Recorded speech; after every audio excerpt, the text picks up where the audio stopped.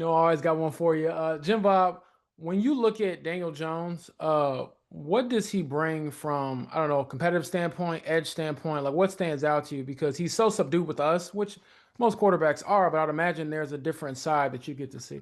Yeah, there's an intensity to his preparation. There's an intensity to his just sort of daily demeanor going about, the meetings, the practices, the walkthrough, uh, leading those things and running those things with a purpose that I think has a positive value on our offensive side of the football team. So that's been really good.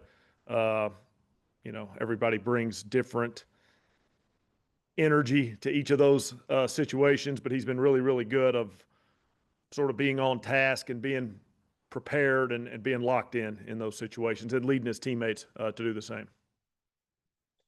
Joel. What do you see from the Dolphins? That's a defense that's some of the familiar names are kind of gone, but they've got other guys in there. What do you guys see from them going in? Yeah, it was a defense that did a lot of good things last year, and they did have some injuries. They do have some either new faces or guys back from injury that are really good players. They got a lot of good players on that defense. They play real fast. Their coach, their defensive coordinator in particular, Anthony Weaver, puts them in great position to. They're pretty aggressive attacking offenses, whether it's a blitz from one side or the other, or just different defensive front looks that really give offenses issues. They're a really, really top level defense. It's an exciting challenge for us to take on. I'm sure they're excited. A lot of their guys are excited to play week one the same way we are. It's a good defense. It's a good challenge, and fun part of this league is you never exactly know what week one is going to bring. You might have a good tendency on somebody, or they might have a good tendency on you, or think they figured something out, or you think you figured something out. But week one, we've all had a lot of time to mull over those things, and I'm sure those guys have done that. So it's a really good defense. I'm interested to see how they put the exact thing together heading into the regular season. Chop. Jim Bob, you've had these guys young and old for like 5 or 6 months now, 5 months, and you've seen strengths and weaknesses. What should expectations be of Tyler Warren? Well, he's a young player, and in this league, any young player kind of getting his feet wet with his first real NFL, action. You never truly know, but gosh, he sure has done a nice job of learning what's needed at the tight end position. And traditionally in this league, the tight end position asks a lot mentally of guys to be prepared for different looks, different adjustments, being able to sort of play with instinct in those situations. He's done a really nice job of working through that, through training camp, through preseason games, obviously through the offseason before that. We're real optimistic he's going to go out there and play good ball for us, but I bet you there'll be some learning lessons. He's a young man who's, the defense is going to have their plan for him as well, and he's going to learn some things along the way. But we're excited about getting the season going with him. I know he's excited, and Coach Tom Manning's excited to get these guys going. Isn't it fair to say you're still learning about him?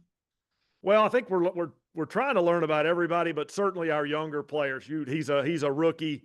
We're going to learn a bunch about our younger guys as the year goes, and honestly, we probably need to learn a bunch about all our guys as the year goes. That's how it works in this league. But he's certainly surpassed a lot of young players that I've been around.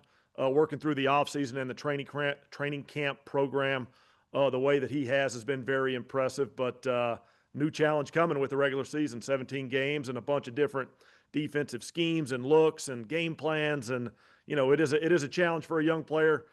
I'd bet on him to take that challenge on head on and really have success with it. But I bet we'll have a couple learning lessons along the way. One last, and then I'll shut up. You've learned a lot about Jonathan Taylor. You guys don't show anything regarding him during preseason.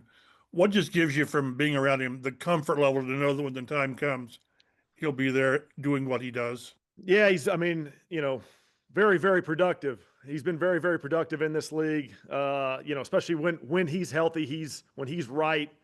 He can be a really, really good player.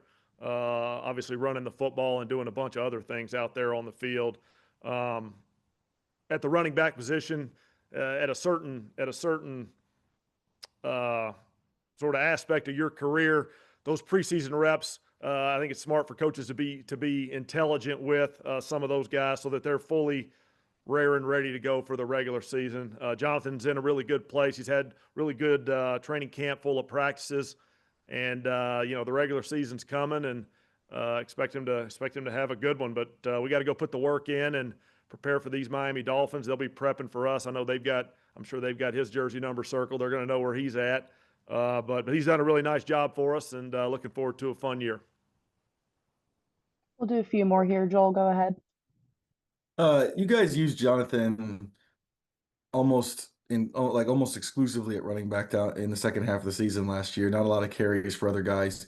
Do you feel like you guys with DJ and with Tyler have guys that can maybe give him a breather every once in a while? Yeah, I'd like to think so. Those guys are, those are two different guys in different parts of their career, but those are guys we really liked who have had a good offseason, had a good training camp.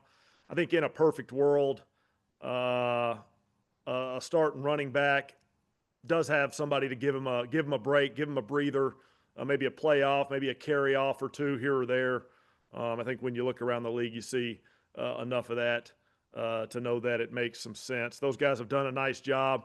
DJ being a young player who, we're learning more about him every day. And as a running back, we do a bunch of different things. The offseason, you don't put pads on. Sometimes you throw the ball a little bit more.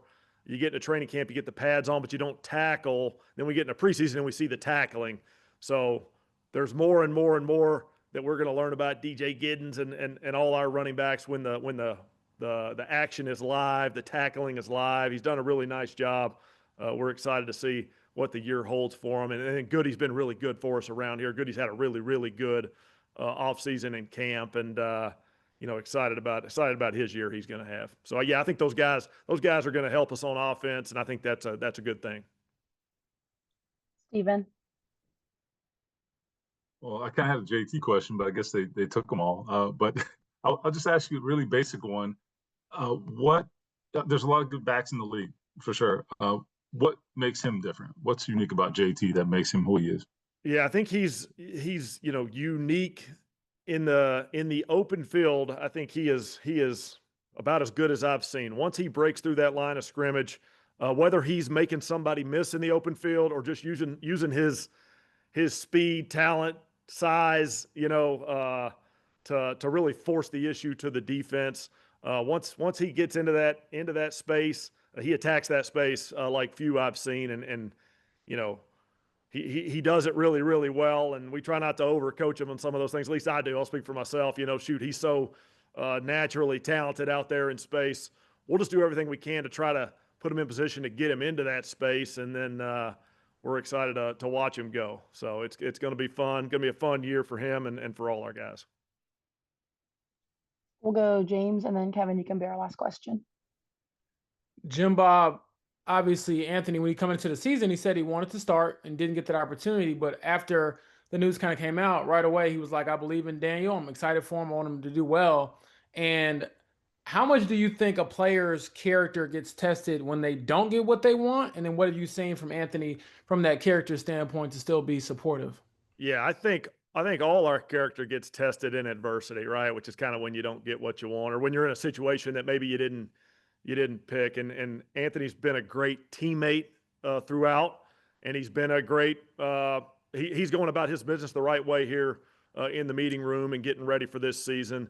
Coach said it, if you're the backup for any position, you're one play away. You got to prepare, you got to be ready to go. Anthony's been preparing well. He's been, like I said, been a great teammate, which is important in this situation. It is a any of these types of situations are tests for any of us. And he's doing a nice job there, and looking forward to watching him grow and develop as we go. And one follow-up, you were saying he's doing a great job there. I guess what specifically has he done, and does it look a little different than last year? You're saying in the last week? No, I mean just in general, like from last year, or even going back to when he first got here with the Colts. Like, what have you seen development-wise, work ethic-wise, study-wise, that is giving you that confidence? Okay, he's going about it the right way. Yeah, I think he's continuing to learn the exact sort of right process for himself, and that might be different in the offseason than training camp. In training camp than the season. I think year 3 he's got a better plan in place for what his game week looks like than maybe he did year 1. Those are the types of things where, you know, anybody's improving their process as they're a player developing in this league. Shoot, we're trying to do it as coaches. What's our weekly process like? What do I do Tuesday when I walk out of this room with you guys that can make me a little better than what I did last year on this Tuesday? That's what we're all looking to do. Anthony's doing the same stuff. It might be watching a different tape at a different time. It might be, you know, doing some sort of recovery tactic at a different time or trying something new. You know, all that stuff's whatever he's up to. Some of that I'll let him share or not share as he wants to. But we're all looking to improve. Sometimes it's 1%, little small improvements. I see him looking to find those. Kevin, go ahead. Jim Bob, in your history in the league, do you notice any week 1 trends with teams or operations or anything? Well, I think unpredictability is a good one to say. I probably got to say it to remind myself. You know, we have all this tape, and they have all this tape of us, and we have tape of them. You know, they played those games last year. We played our games last year. I've had times in the past where, gosh, I really thought a certain play would work against a certain defense because I really think we got a tendency on. They're going to play this coverage on this down and distance, and shoot, we're going to get them. And all they did was change their tendency over the year because they had all off season, and we end up having a bad ball play out there. So we got to be ready for the unexpected. There's oftentimes new players getting put together with a different scheme that they weren't a part of in the past. So, you know, for our opponent, you know, they got some new guys. They got some guys back from injury. How are they going to use those guys? You know, we always have our guesswork, but we'll find out on Sunday, and probably same them for us. So it's a little bit of a fun cat and mouse game, but it's week 1. See if we can't go out there and put together a good week of work and have a good week 1.